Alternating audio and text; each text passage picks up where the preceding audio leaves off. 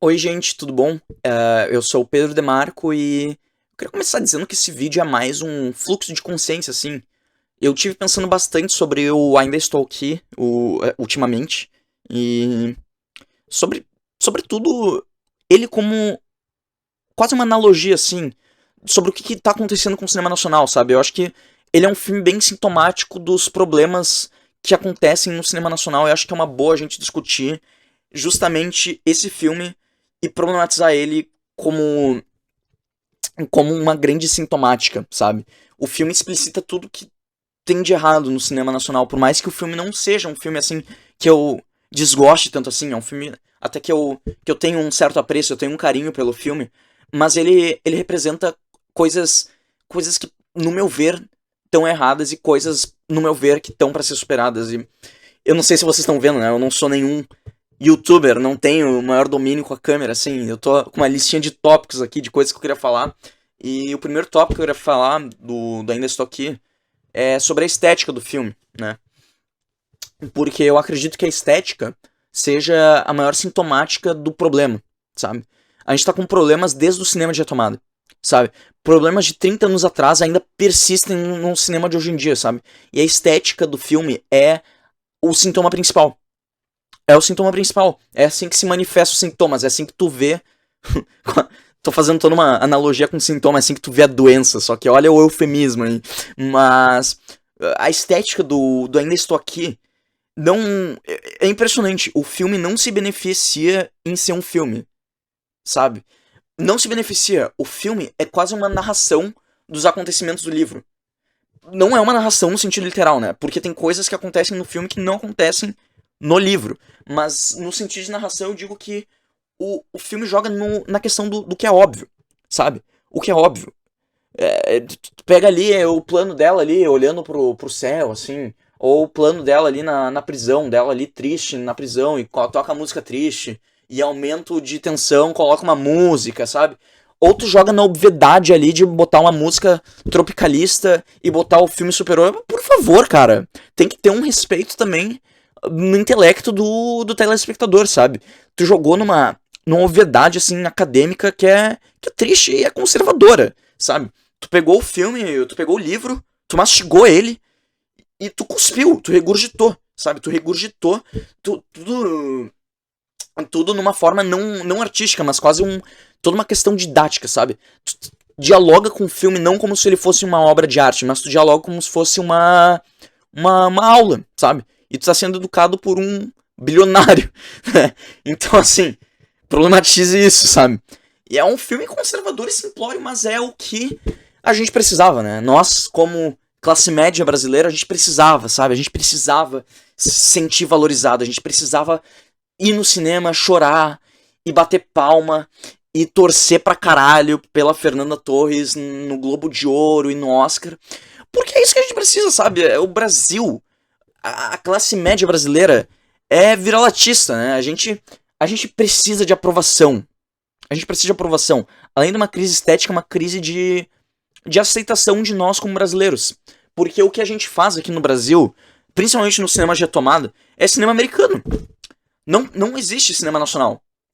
Certo? São poucos os grandes autores, assim, que se safam e fazem uma coisa especialmente nacional. Eu vou ressaltar aqui o Motel Destino, que eu achei uma puta jogada, assim. Eu achei um dos grandes filmes agora do cinema nacional, sabe? Porque buscou uma disrupção daquilo que o cinema de retomada e o público brasileiro ama, que é esse fetichismo por uma técnica, sabe? E aquela coisa considerada boa técnica, sabe? Ai, que filme bom, que filme lindo, que filme lindo. Cara, é um filme assim que tu pega num livro didático, sabe? E toda essa discussão didática do telespectador vendo o filme, isso não é um jeito que tu vê uma obra de arte, sabe? É que nem tu vê uma obra de arte assim, tu vê uma pintura. Filme tem que ser tratado como uma obra de arte. E tu pega uma pintura assim, e daí tu fica olhando para ela num olhar, sim, essa coisa aqui é bem mimética, sabe? Imita no sentido literal, só que até demais, sabe? É uma pintura daquelas que tu vê num hotel, sabe? Aquela coisa do plano, assim, com a praia, o farol no fundo. Eu consigo visualizar essa porra, entendeu? É uma coisa literal. Literal, sem graça, sem vida, estéreo. Estéreo. O filme é estéreo, acima de tudo. É um filme sem vida. Sem vida. E isso é triste, sabe? Porque é um filme sobre memória e ainda assim ele consegue ser estéreo. Porque não se agrega na sua estética, né? Sua estética é perdida. E... Porra, eu acho que isso vem do cinema de retomada, né? Que tudo tem que ser tangível, né? Tem toda aquela questão do Cidade de Deus, da disputa entre a estética da fome e a cosmética da fome, né? Que teve que ser digerido, né? Nossa realidade brasileira pro olhar não só gringo, mas o nosso olhar de gringo para com dentro do Brasil, sabe? A elite brasileira e a classe média brasileira é desconexa da realidade brasileira, né? Faço meia culpa aqui, mas porra, puta que pariu. A gente ainda tá reproduzindo os mesmos erros do passado, sabe? E isso é uma submissão completa. É a gente ser as putinhas dos caras, sabe? Ser putinha de americano, assim, porque nosso cinema é o melhor do cinema americano regurgitado, sabe? E sendo aquela coisa literal. Literal. E, porra, eu acho até meio irônico esse é o problema do Ainda Estou Aqui, né? Porque vale ressaltar, né? Os americanos que financiaram essa porra dessa ditadura aqui no Brasil, né? E ainda assim, a gente foi completamente colonizado, sabe? Porque pra falar da ditadura, assim, que foi algo financiado pelos americanos, né? Que eles que tiveram a maior presença nisso, eles que orquestraram tudo isso junto com o exército brasileiro, que é um dos maiores, assim, players políticos do Brasil, que sempre buscou estar no poder. Em nenhum momento é mencionado isso no filme, sabe? E toda a estética do filme é baseada na estética americana do que é cinema. Sabe? É uma coisa que tu... Que me deixa pasmo, assim. Porra, pasmem, o nosso cinema é o cinema americano. Entendeu? A gente faz cinema nacional e se fala em fazer cinema nacional, mas se fez mesmo alguma coisa nacional? Se tem alguma criação própria ali? Não tem! Não tem! Não tem. O jogo ali, estético, é triste. É um cinema, assim, que pra mim é cínico, né? Acima de tudo é cínico. É um cinema que tu... Que preza por essa técnica, assim, mas é sem graça, sabe? É sem graça, sem vida, sem vida. Continuando ali na minha lista de tópicos, assim, eu queria ressaltar uma coisa também sobre o filme, porque eu tô batendo a tecla que o filme é estéreo e sem vida, mas tem uma coisa na crítica hoje em dia que se criticou muito o filme pelo que ele não é, né? Se falou de um potencial que foi perdido. O filme nunca teve potencial, para começar, sabe? Todas as escolhas estéticas pelo filme, de tu gravar ele, de tu focar num plano pequeno, assim, do plano da casa, da família ali, tu já perdeu todo o potencial que tinha ali. Então não tem por que tu discutir. O filme não abordou as causas indígenas, por exemplo. O filme fala de uma classe média alta brasileira. Cara, é o filme, sabe? Não tem o que fazer, sabe? Tem que superar, tem que fazer um filme novo, entendeu? Tu não pode criticar o filme pelo que ele não é. Mas vamos falar um pouco... Me delonguei muito naquela parte da estética, mas vamos falar um pouco do que de fato acontece no filme, sabe? Pra mim, no filme, muito se tem a coisa da Fernanda Torres ser a personagem principal e ela carregar o filme todo nas costas. Que é verdade, a atuação dela é assim, muito boa pelo que se prendeu ali naquela técnica que me deixa puto da cara. Mas pra mim, o personagem principal do filme não é a Eunice Paiva, né? É mais o ambiente, é um filme sobre a casa, sobre a atmosfera ali criada. E uma atmosfera de tensão que é criada naquela casa, sabe? Tudo gira em torno da questão do espaço e da memória, né? E tu cria espaços, assim, da família feliz, da família... toda aquela angústia que permeia uma família feliz, uma boa relação familiar ali, os sonhos, o que se pode fazer, o amanhã, e todo o amparato cultural que eles consumiam, a casa sempre cheia ali, sempre cheia de alguém fumando cigarro ali, de família feliz, sabe? Mas daí com uma tensão criada que tu sabe que é iminente, tá na história, é iminente, tu sabe o que vai acontecer no filme. E a tensão criada é muito boa, porque o filme focou nesse plano pequeno, nesse plano da, da família e da casa, de tu focar nesses espaços dos quartos, enfim. Só que quando tu se aproxima desse plano menor, tu se perde do plano maior, que é a oportunidade de tu falar dessas situações maiores da ditadura, né? Que é tu falar, mesmo das causas indígenas, que a Eunice Paiva lutou, tu falar dos outros guerrilheiros, assim, e tu focar muito nesse plano familiar, sabe? Por isso que eu falo que tu não pode criticar o filme, porque ele nunca teve ambição em, em sobressair esse plano maior, né? Tu negou isso, tu negou a existência de um plano maior. E, porra, eu acho que teve. Ainda assim, por mais que esse plano menor tenha sido bem construído, ainda assim, ele, ele é meio manipulador, sabe? Toda a técnica é manipuladora pro filme. Uh, isso vem muito da impessoalidade que eu acho que ele tem, sabe? Porra, eu acho meio até dicotômico, sabe? Um filme que fala sobre família, que fala sobre relações pessoais, ser intensamente impessoal, sabe? Porque, porra, tu tem aquelas referências a Blow Up, ao Gilberto Gil, que é mencionado o que umas 3 vezes no filme, mas ainda assim o filme parece ser num tom completamente impessoal e até meio desconexo, sabe? Eu acho que a maior falha disso é também na técnica do filme, sabe? Porque a construção desses espaços não é feito de uma forma natural, sabe? Parece que foi tudo orquestrado, entendeu? Não parece uma coisa natural, não parece algo que tu vê na vida real. Eu vou ressaltar um plano, assim, no filme que eu gostei muito, que é aquela cena da guriazinha fumando cigarro ali, vestida a roupa do pai, sabe? Porra, são esses momentos, assim, que tu se aproxima, sabe? Mas daí tu é jogado pra planos que beiram o absurdo, sabe? Beiram o absurdo. Daí elas ali dançando Je t'aime, je t'aime, oui, je t'aime. Porra, caralho, cara, isso é uma construção, cara. Isso não é, sabe? Cinema é a arte de tu filmar a realidade, entendeu? O teu plano é a vida. É a vida. Esse é o teu quadro em branco, a vida. E tu manipular a vida de uma forma tão óbvia, tão óbvia. É triste, sabe?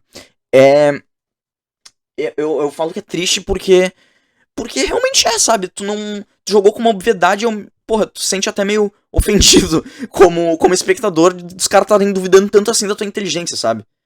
E, porra, eu foquei nessa do plano pequeno e deles não terem se expandido pro plano maior, só que eu menti pra vocês, tá? Porque eles fazem isso. E eu queria falar um pouco da crítica também do Matheus Fiore, que eu achei que ele foi muito pontual quando ele falou na falha completa, que é o terceiro ato do filme, sabe? Toda a tensão que é construída se perde, começa por aí. Porque tu mudou o plano menor, que é ali, aquela casa, né? Tudo pequeno, e tu vai pro mundo grande, tu vai literalmente pra São Paulo, né? E eu sei que faz parte da história, só que não é só um negócio tipo, tirar do escopo do ambiente, mas é tentar tirar do escopo familiar e tu falar um pouco das conquistas da Eunice Paiva ali. Só que, porra, é tu reduzir toda uma parte da história dela a uma coisa, uma coisa fútil, sabe? A tu notar, é só um card no final do filme, sabe? Ah, ela fez tal coisa. Porra, entendeu? É tu contradizer a própria mensagem do filme sobre manter a memória viva. É tu contradizer, o filme é contraditório, sabe? Porque tu bate toda uma tecla assim do filme sobre manter a história viva, manter a memória viva, e eu ainda estou aqui, né? Sentido literal. A memória ainda tá viva entre nós. Só que daí, toda essa parte ali, quando parte pro grande plano, assim, de tu argumentar e tu falar sobre as grandes conquistas e as outras vítimas da ditadura, tu não consegue. Tu não consegue. Eles são reduzidos ao mero. Gente, não vamos repetir a história. Sabe? O filme tem toda uma construção, assim, de tu perceber como a personagem de Eunice não tá mais alienada, né? Tem todo aquele plano dela ali no mar, literalmente flutuando, né? Sobre pairando sobre um Brasil assim que tá completamente, sabe, em uma situação terrível, que foi a ditadura. E ela tá ali plena, assim, na praia, até que ela se vê, bum, chocada. Essa alienação acaba. Acaba. Né? O terror que permeava atingiu. E é toda uma construção da personagem que é muito técnica, mas que a Fernanda Torres manda muito bem, né? Tem que ressaltar isso, manda muito bem no filme, mas tem toda essa construção de como ela deixa de ser alienada e como o terror começa a fazer parte da vida dela só que tu, como espectador, tu continua alienado no final do filme, né? Porque todo esse processo de desalienação dela é feito por ela ter vivenciado o terror. E todas as escolhas estéticas que o filme fez não te fazem vivenciar esse terror. Sabe? Não te fazem. Tu não sabe a complexidade que foi aquela situação. Entendeu? Toda a lente política do filme que ele toma, assim como um filme desconexo, alienado, e sobretudo apolítico, né? Sobretudo essa falta de politicagem no filme me deixa puto da cara. Puto da cara. Como é que tu faz um filme sobre ditadura sem esse olhar político me beira a insanidade, sabe? Oi, é o Pedro do futuro. Dá pra ver que sou eu do futuro porque eu botei um casaco diferente, mas se passaram 30 minutos desde que eu gravei esse vídeo, eu tava repensando um pouco ele. E eu falei um bagulho que eu fiquei pensando muito, que eu falei que beira a insanidade, não beira a insanidade. Não beira a insanidade, é bem consciente na real. Isso que foi feito. E todo o projeto do filme ser apolítico, né? Se beneficia, o sistema se beneficia com isso, sabe? Se beneficia com aquela cena que pra mim, essa sim, beira o absurdo, beira a insanidade, porque beira uma sem vergonhice do caralho, tá? Que eu esqueci de falar no vídeo, mas que eu preciso falar dela, porque ela foi a que mais me tocou no filme, que é aquela cena do Milico bonzinho, cara. Meu Deus do céu. Meu Deus do céu. Eu me esqueci de falar no vídeo, mas foi ela que me inspirou a gravar aquele vídeo, sabe? A ficar pensando naquele filme. Essa cena ficou martelando na minha cabeça. Por que existe aquela cena? Por que existe aquela cena? Sabe? Por quê? Porque faz parte do projeto de construção de filme. Faz parte do projeto de construção do nosso consciente coletivo, que é o que eu falo depois no vídeo. Vocês vão ver, enfim, vão seguir vendo o vídeo, eu espero. Aqui, torcendo.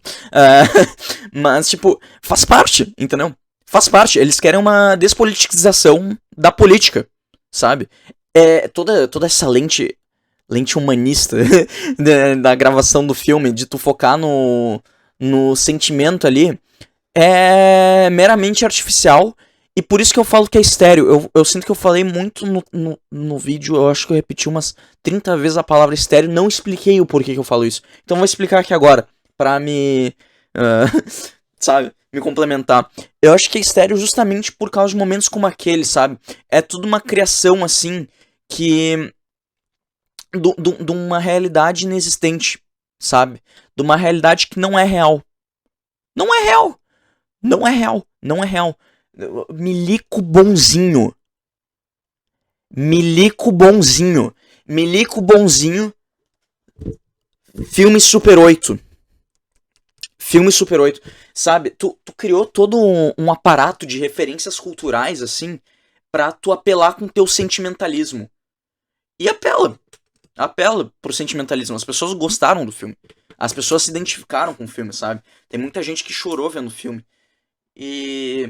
E que bom, né? Mas vamos refletir um pouco sobre a construção do filme, sabe? Vamos refletir um pouco sobre o que tá ganhando quando tu bota uma cena como aquelas. E tem outras manipulações, assim, que o filme faz da realidade. Aquela cena ali do cachorro sendo atropelado. Puta que pariu, cara.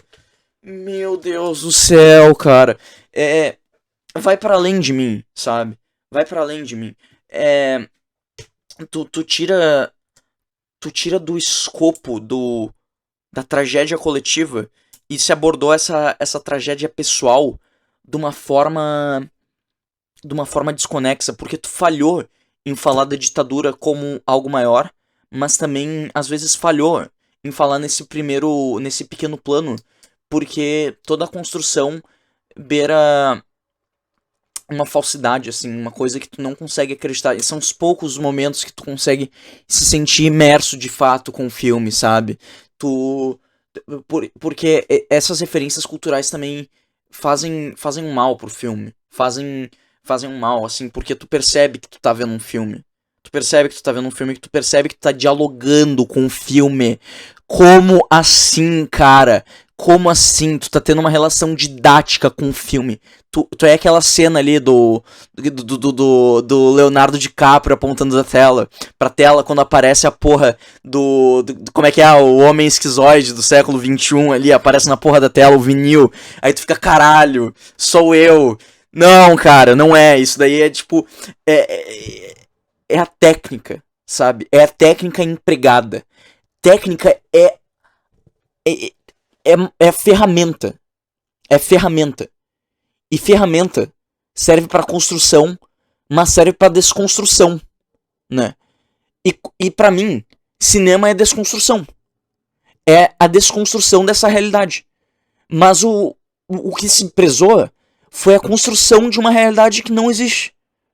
Que simplesmente não se consegue. Sabe? Não consegue, não agrega em nada. Não existe, não existem aquelas pessoas. Não se sente realmente próximo, assim, muito para além da manipulação que a própria arte, que é o filme, provém. E tem um motivo do emprego da técnica, né? Se beneficiam da despolitização da política, certo? Isso é uma coisa que eu tô batendo na tecla de novo, até gravei um vídeo novo aqui. Mas tu mudar toda a discussão, assim, pra meros câmaras de eco, assim, que tu fica discutindo com a tua própria bolha, as coisas não vão pra frente. Sabe? As coisas não vão pra frente. Ou tem coisas, assim, que as pessoas acham aceitável discutir. Entendeu? Eu acho que esse filme beirou o que é aceitável discutir, sabe? Por mais que seja uma discussão importante, toda essa que tá tendo, principalmente, isso é uma coisa que eu não falei no vídeo, eu me arrependo um pouco, por isso que eu tô gravando esse adendo aqui, mas todo o contexto que a gente tá, de projeto de ameaça da democracia. Fato, pasmem, né? A democracia está sendo ameaçada constantemente no século XXI, o que é absurdo, mas toda discussão do combate essa ideia que tenta combater esse avanço da extrema direita também acaba ficando presa. Não avança. Não avança, não avança. Não avança e se vê refém também da própria direita. Não dessa extrema direita, mas da direita, sabe? Se vê refém do capitalismo. Se vê refém de filmes como esse. De filmes como esse para serem a pauta de discussão. Entendeu? Tu não avança nos teus projetos. Tu fica só discutindo as mesmas coisas. E as mesmas coisas que são o que são considerado aceitável discutir. Sabe? Tu não tem a disrupção, tu não tem o progresso. Entende? Tu tem que ficar correndo em círculos atrás do teu próprio rabo, cara. Sabe? E isso é tu não ter percepção de futuro. É tu desistir da luta. Enfim, vou voltar pro Pedro do presente. Tchau. Sabe? Mas, enfim.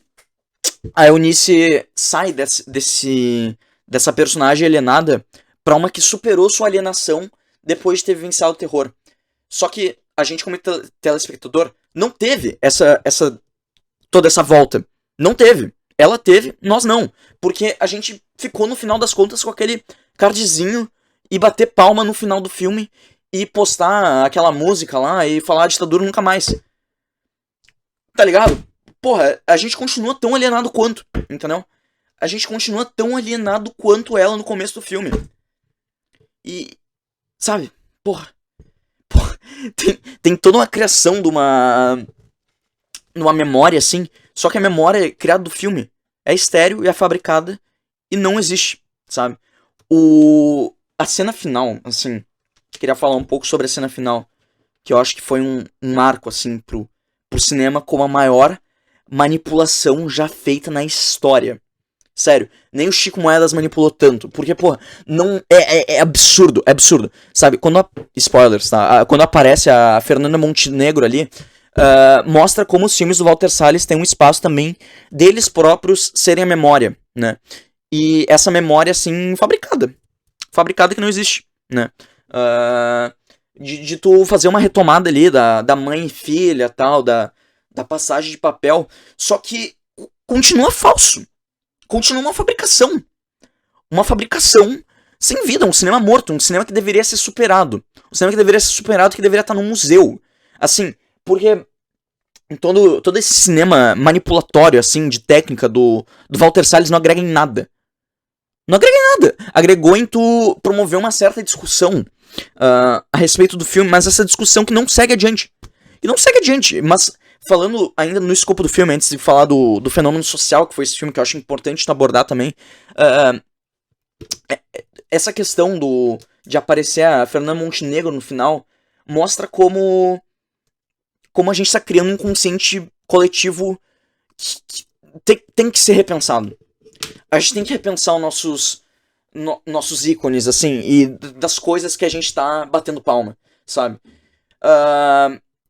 Eu me emocionei com aquela cena, né? Eu me emocionei. Só que repense um pouco, sabe? Repense um pouco toda a jornada que foi essa do Walter Salles, entende? De tu criar aquela porra daquele... Como é que é? Caralho, tô tentando lembrar o nome do filme. E tá na ponta da língua. Central do Brasil, porra, era óbvio.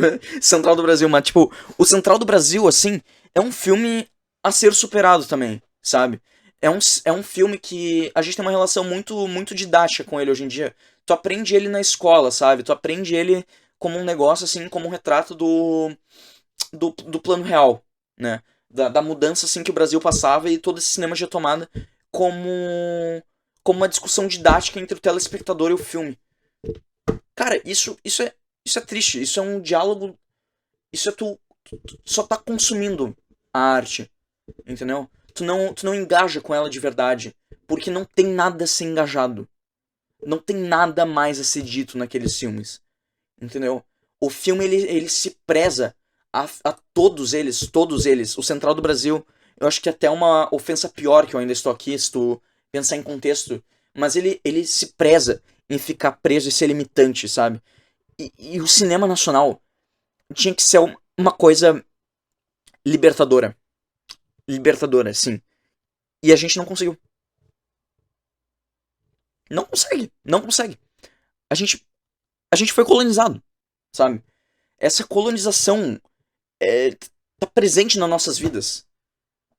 E é uma coisa louca, esse mundo que a gente vive hoje em dia. Eu acho louco isso.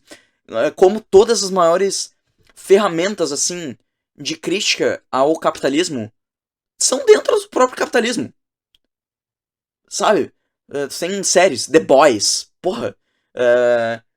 Fallout, sei lá, umas putarias, assim, da Amazon Prime, assim, que te consomem, sabe?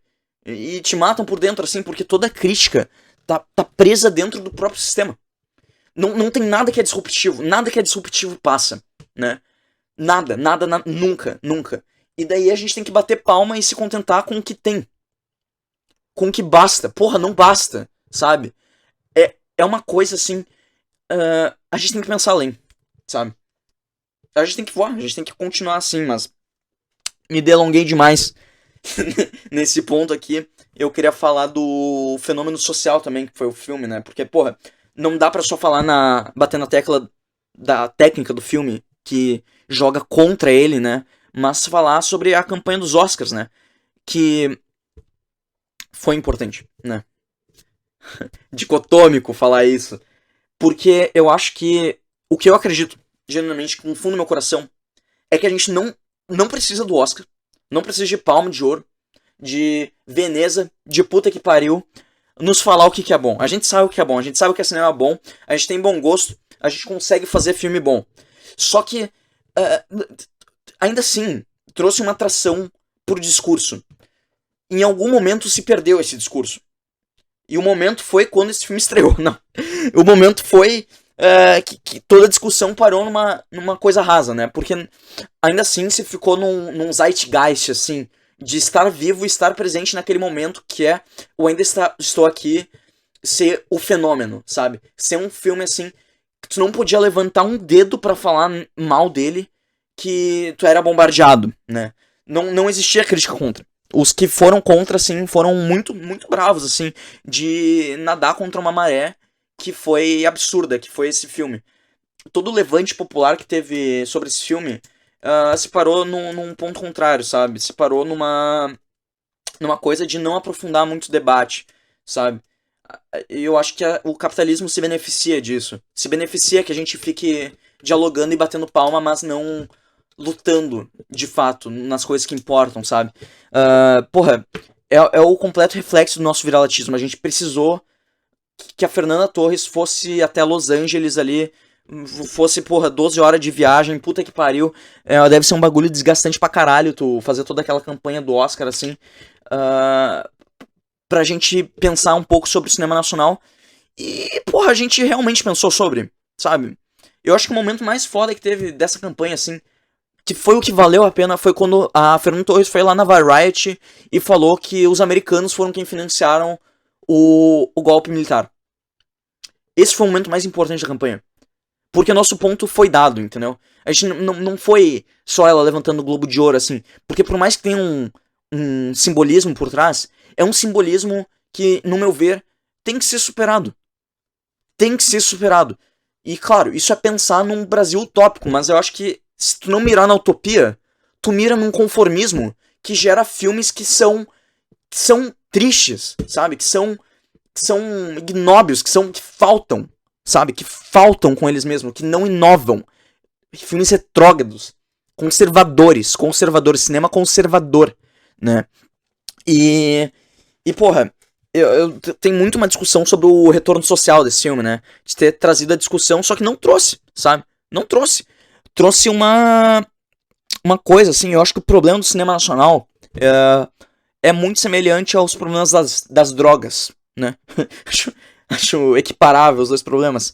Que eu acho que o Brasil aposta muito em políticas públicas de mitigação, mas nunca de fato a gente resolve o problema, sabe? A gente mitiga, mas nunca resolve o problema. Porra, a gente tem a cota de telas, mas o máximo que ela chega é num desvio ali de 7% a 16%.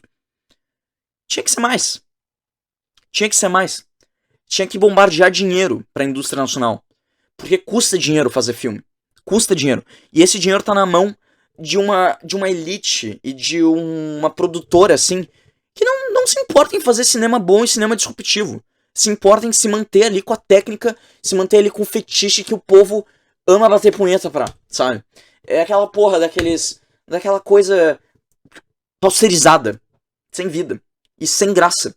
Cinema sem graça, cinema que não vale a pena, sabe? Que não inova, né?